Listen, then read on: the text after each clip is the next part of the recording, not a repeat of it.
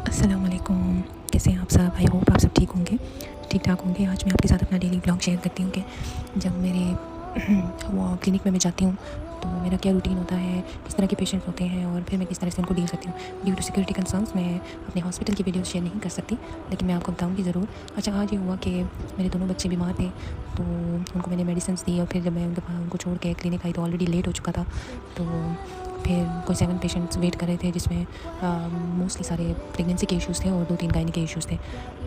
Ultrasound कराना चाह रही थी। अच्छा, एक औरत आई थी जो जिसके पहले से 6 बच्चे थे और अब वो 7th प्रेगनेंसी है उसकी, लेकिन उसके लिए उसने गोलियाँ खाई थी ताकि ये हमल ज़ाया हो जाए।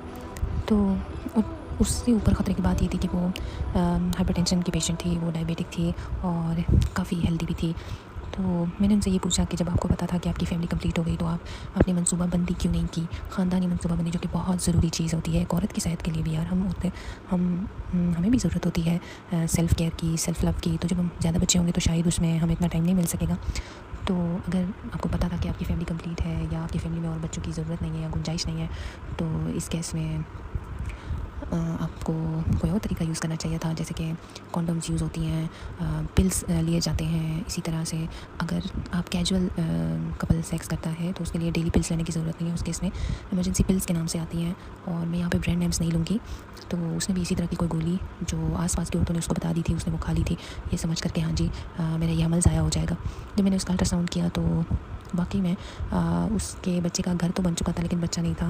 तो मैंने उसको बता दिया कि अभी बहुत अर्ली है कुछ बताना, लेकिन आप 1 हफ़्ते के बाद आ जाएँ, क्योंकि मुझे ऐसा लगता है कि आपकी ये जो अबॉर्शन है ये हो जाएगी शायद, क्योंकि प्रेगनेंसी और हमल गिरता है या नहीं गिरता ये अल्लाह के हाथ में है। आपने गोलियाँ खाई है तो अभी आप 1 हफ़्ते के बाद आ जाएंगी।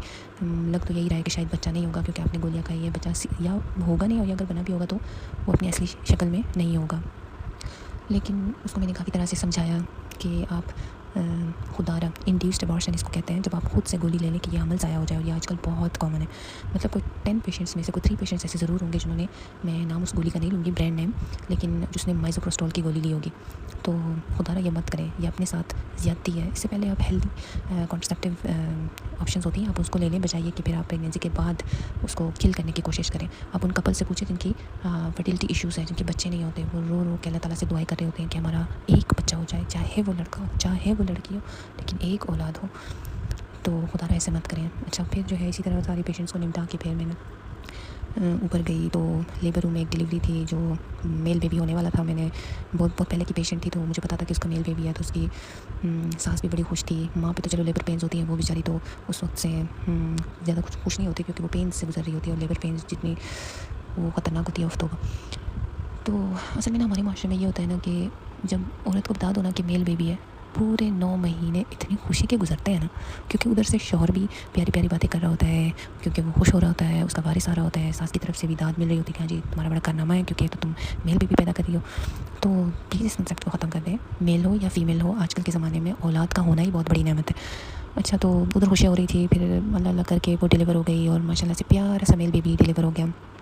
सारे बहुत खुश थे। अच्छा, ये सिर्फ ना इस पाकिस्तान में ये रिवाज नहीं है कि मेल बेबी से खुश होते हैं, ये बाहर मुल्कों में भी यही रिवाज है कि जब मेल बेबी होता है वो खुश होते हैं, फीमेल बेबी पे वो खुश नहीं होते। तो ये वैसे एक बहरहाल एक फैक्ट मैंने शेयर की।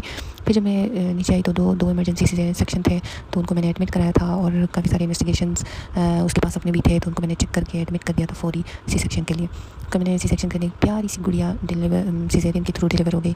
तो वो बहुत खुश थे, क्योंकि उन्होंने काफ़ी इनफर्टिलिटी की ट्रीटमेंट ली हुई थी, और अब वो बाई चॉइस, मतलब अगर कोई कपल 7 साल से जिनके यहाँ बच्चे नहीं हो रहे और अब वो फर्टिलिटी ट्रीटमेंट के ज़रिए ठीक हो जाए, तो आई थिंक कि safe pathway is caesarean section की। अगर वो 40+ पे पहुँचा है, उसको कोई लेबर पेन्स नहीं है, तो उससे पहले बेहतर है कि आप 39 वीक्स पे उसका करा दें, क्योंकि 40 वीक्स में बच्चे का पानी भी जो है गंदा हो जाता है। ठीक है। दूसरी इमरजेंसी सिजेरियन जो थी वो बेचारी आई तो थी, उसको थोड़ी बहुत से दर्द थे, लेकिन उसकी जो है ना, ये असल में आप समझ लें कि पहली औलाद थी।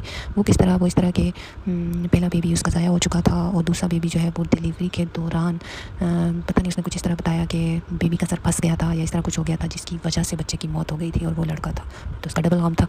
तो मैंने इस वजह से उसका सिजेरियन सेक्शन करवा दिया, और वो भी मेल बेबी हुआ। अल्लाह ताला का लाख लाख शुक्र अदा किया कि सारे पेशेंट्स निमट गए। अब मुझे अपने बच्चों की याद आ गई। इस सारे दौरान में मुझे अपने बच्चों की कॉन्शियस में था कि हाँ बच्चे बीमार है, लेकिन अपने बच्चों की परवाह नहीं थी। फिर बाद में मुझे याद आया, फिर मैंने अल्लाह ताला का ढेर सारा शुक्र अदा किया और खुशी खुशी अपने घर आ गई।